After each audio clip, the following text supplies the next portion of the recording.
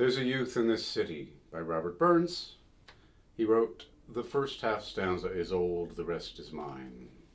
So he borrowed the first four lines, which ends, and his hair has a natural buckle and a natural wave. And he put it to this tune by Nathaniel Gow. There's a youth in this city, it were a great pity that he from moor lasses should wander awa, for he's bony and braw, weel-favor'd with hae, and his hair is a natural buckle and a. His coat is the hue of his bonnet, sae blue, his facket is white as the new-driven snaw. His hose they are blae, and his shoon like the slae, and his clear siller buckles they dazzle us a'.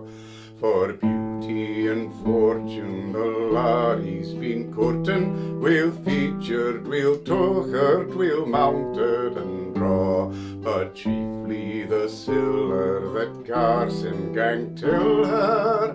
The penny's the jewel that beautifies her.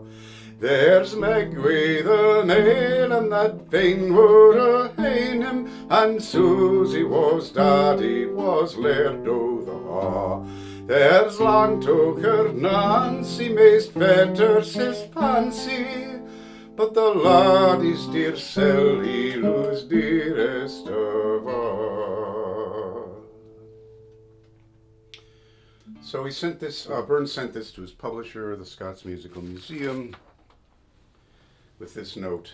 Tune, Neil Gow's lamentation for the death of his brother. Note, it will be proper to omit the name of the tune altogether and only say a Gaelic air.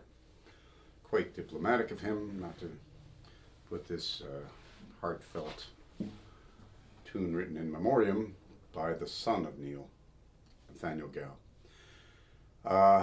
It's kind of funny that. Anyway, go over the words. There's a youth in this city, it were a great pity that he from our lasses should wander away, for he's bonny and braw, B-R-A-W, fine, well-favoured withal, and his hair has a natural buckle and wave. His coat is the hue of his bonnet so blue, his facket. His waistcoat is white as the new-driven snow.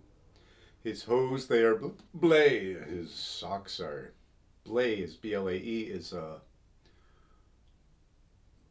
color's livid, it's a bluish dark gray. And his shoon like the slae, his shoes like the S-L-O-E, that berry, white, very white berry from which we make gin. And his dear siller silver buckles, they dazzle us a'. That's interesting how he talks about the buckle of his hair and then the buckles on his feet at the end of that verse. More time you spend with Burns' lyrics, the more you see. For beauty and fortune the laddie's been courtin, well-featured, weel-tocher'd, well-dowried. I wonder if that means well-endowed in the way we use it as an entendre. I don't think so. Well-mounted and braw, fine. But chiefly the siller, the silver that gars him gang tiller, that makes him go to her. The penny's the jewel that beautifies all. There's Meg with the mailin. A mailin is a lease of arable land, a holding. That fain would a haen him, she was eager to have him, and Susie, whose daddy was laird of the hae, he was squire of the hall.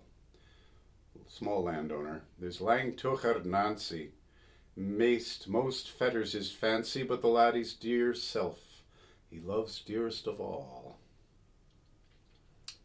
A little satire. Burns had a propensity for taking a tune or a song that had one mood and using it for a completely different idea, as he does here.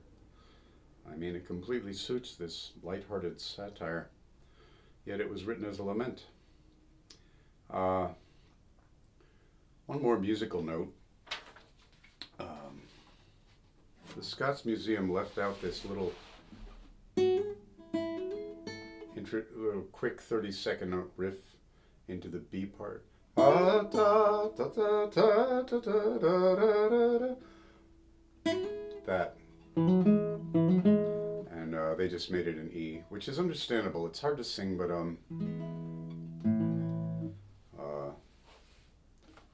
I've learned a lot from these 18th century bass lines, from the tunes that Burns used from the source books by William McGibbon, James Oswald, Daniel Dow, Robert Bremner. They all wrote bass lines that were solid to brilliant. But there's 5 books of gars tunes, and the bass lines are amateurish and arbitrary. I started out being completely faithful to them, of course, because I'm trying to be authentic to the period. But in learning them for YouTube, I found it's better to replace them in the style of the period. So I wrote that bass line, and most wonderfully that little 30-second note riff. Da da da da da da da da da da da da. It works as a harmony under that ascending run. So that was fun. Hope you enjoyed the song. And please subscribe to my channel. You won't find more correct versions of Burns songs, as close to his intent as I can get.